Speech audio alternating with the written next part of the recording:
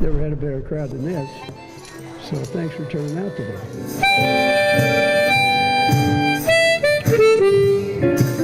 Erskine plays harmonica once a month at this Anderson nursing home. He's 90, older than most of his audience. We should be playing today.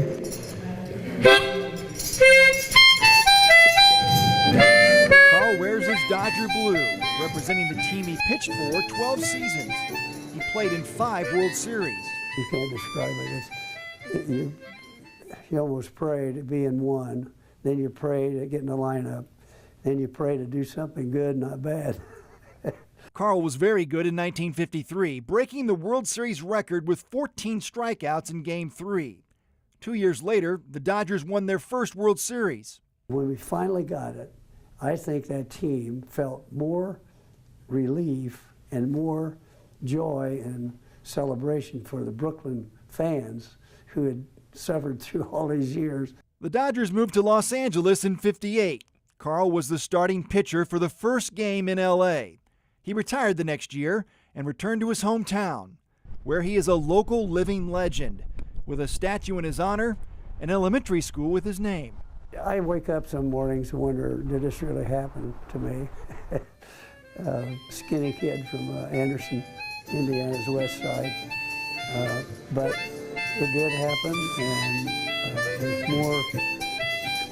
there's more emotion than ever showed.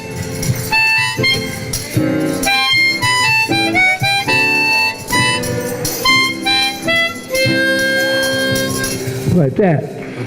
How about that?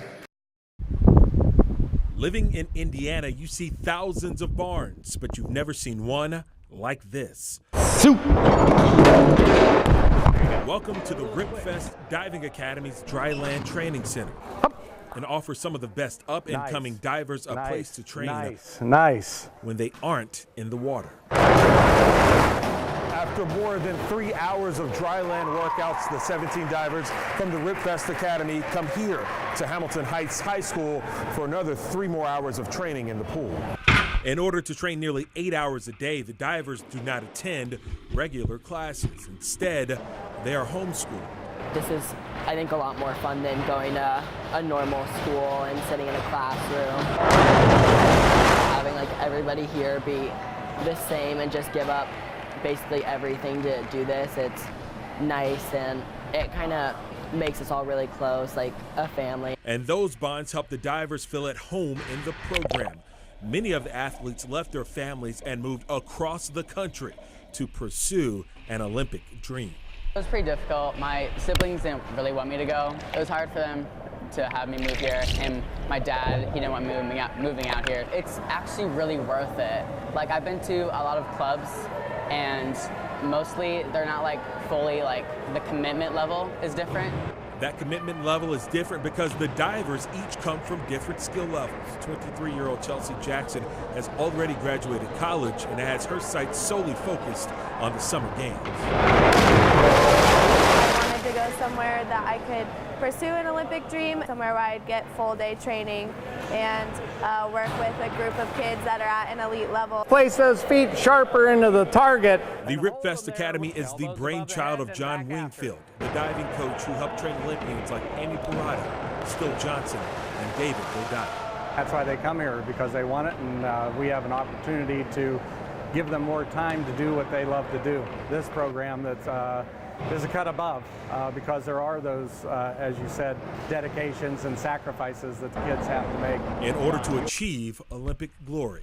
In Hamilton County, I'm Jason Spells, Eyewitness News. Climbers, at your marks.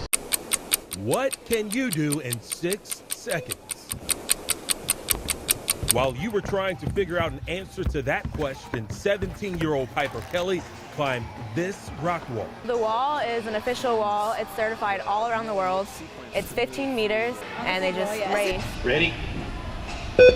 Speed climbing is a relatively new sport, with the International Federation of Sport Climbing establishing unified timing and scoring for the event in just the last decade. Roughly around the same time Piper slid into her first climbing harness. Her father, John, is a climber himself, and he introduced Piper to the sport when she was just 9 years old. It was really early on, maybe not necessarily speed, but in just climbing in general. She made it to bouldering nationals her first year of competitive climbing. So we pretty much knew she had talent. Beginning, I did experience some heights, fear of heights, stuff like that, but I've done the wall so many times now.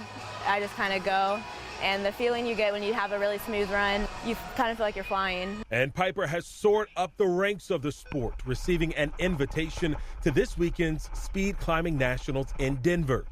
There, she'll face off against adult women from across the country. I have 2 runs to put up the fastest time I possibly can, and whoever has the fastest time is the winner. So What do you win?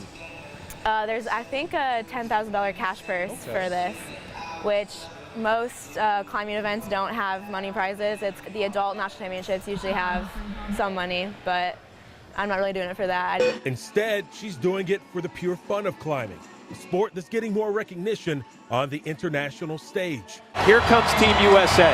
It's been added as a new event for the 2020 Olympic Games in Tokyo. Olympics would be nice. It's a nice goal. I'm not knocking it out of the picture completely, but this national event will really show me how I stack up, at least in speed climbing. No, that would be awesome. Yeah, I can't even imagine.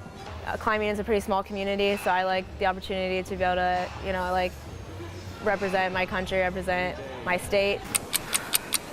Climbers, at your marks. And breaking a few speed records in the process. On the Northwest side, I'm Jason Spells, Eyewitness Sports.